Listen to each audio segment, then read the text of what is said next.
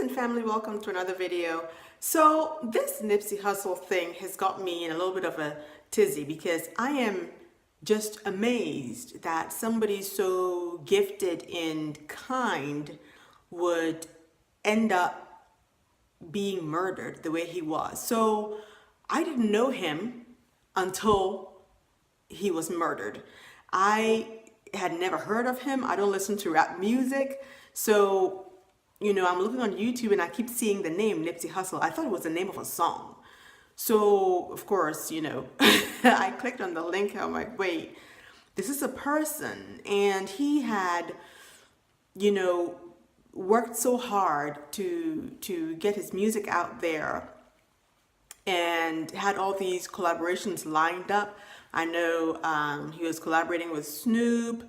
There are some other other celebrities also, not just people who sing or rap, but, like stuff to do with projects and improving his neighborhood and things like that.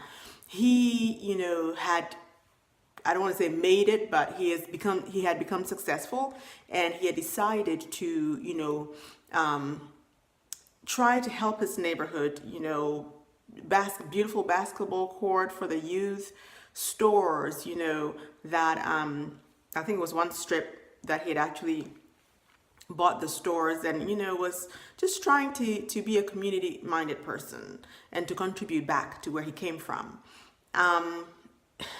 Supposedly he was part of one gang, and then I think there was a rival gang but he was trying to, not a gang as in a violent, kind of way, but as in helping, one another and trying to channel resources and energy into positivity for his neighborhood, and it was so sad, when I did some research to learn more about him.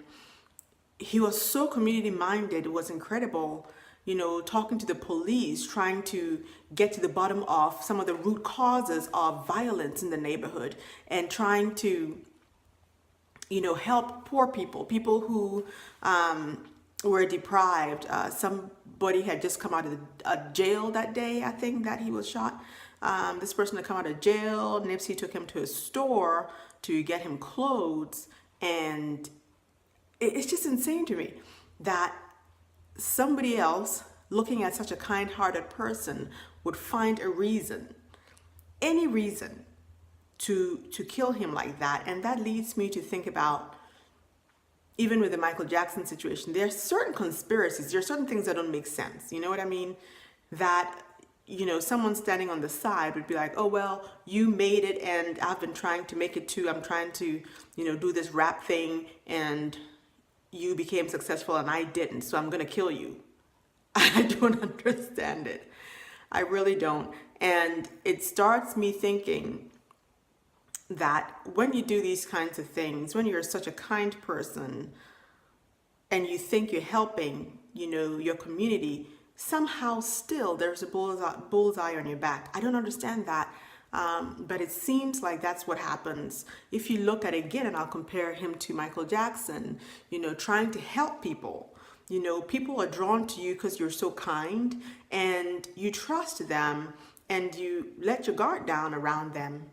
And then they stab you in the back. And with Nipsey Hussle's situation, actually almost execution style, killing him. 6 bullets. 6. And as I was doing, more research about him, seeing that there was a video that actually captured this, a street camera or something like that, that captured this. And my heart was just aching, because this was a guy who had decided to come back and give the rest of his life to help other people. And he was virtually executed.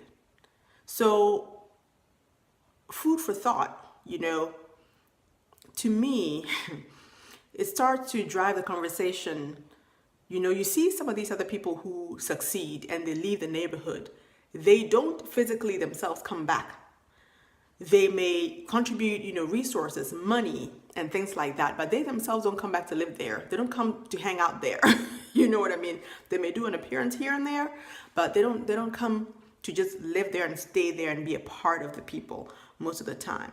And I didn't understand why, but now I sort of do, because no matter how nice you are, there are people who hate you just because they are not you and they want to be you, or they want to have what you have, or they feel entitled, to what you have.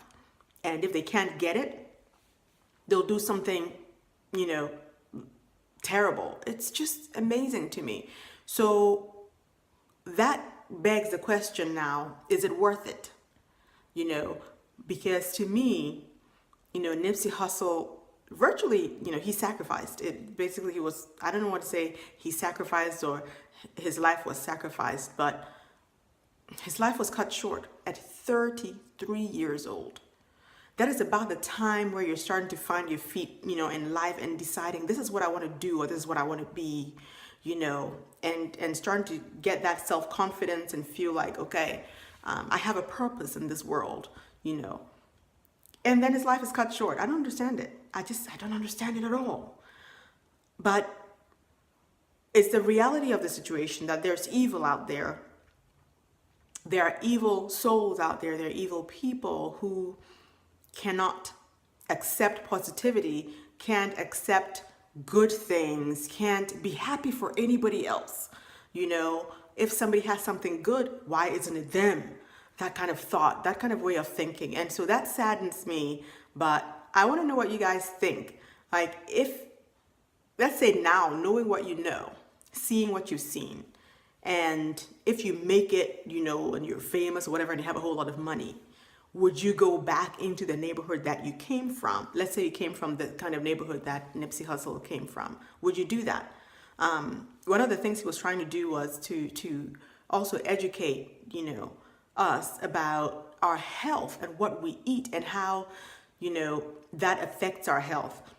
And if it wasn't for him, I wouldn't have learned about Dr. Sebi, who was a herbalist who actually healed people who had AIDS and diabetes and cancer, and he has been helping a lot of celebrities. I didn't know any of this until Nipsey Hussle died. So in a way, you always want to try to find something positive out of tragedy.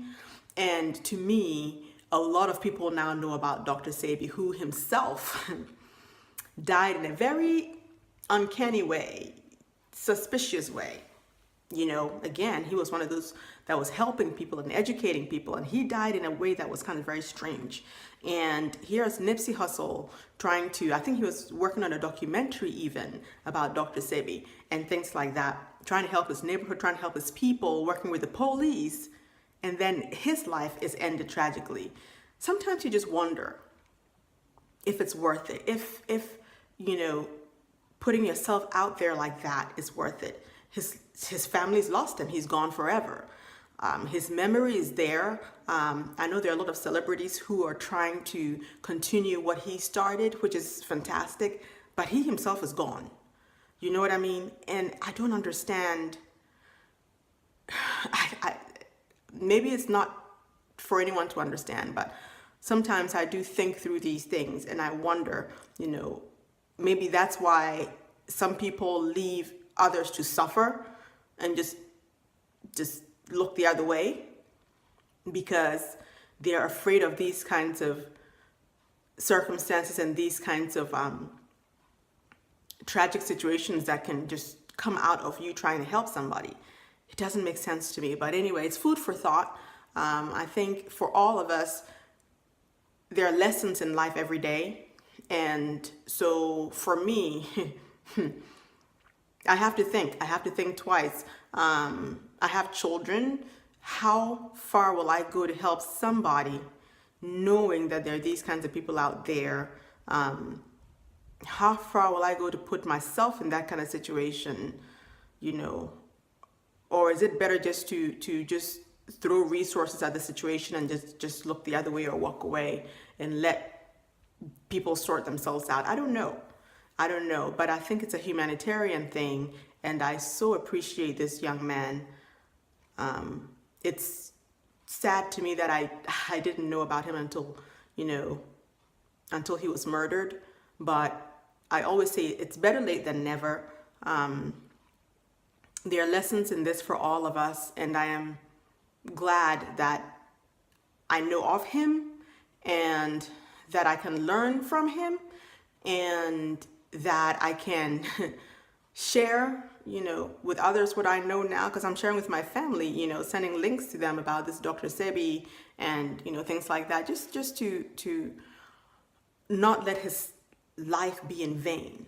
And I think that's very important. And I feel so brokenhearted for his parents and his girlfriend and his child or children, you know, that at 33 his life was cut short. But I just pray that even when things like these happen and we have the kinds of thoughts that I'm having, that we still find the positive out of it and continue to try to be good people and supportive people and encouraging, you know, one another as we move forward in life. But anyway, I just wanted to share that with you guys and just know what you think. So say something in the comments down below, okay? And I hope you have a pleasant day.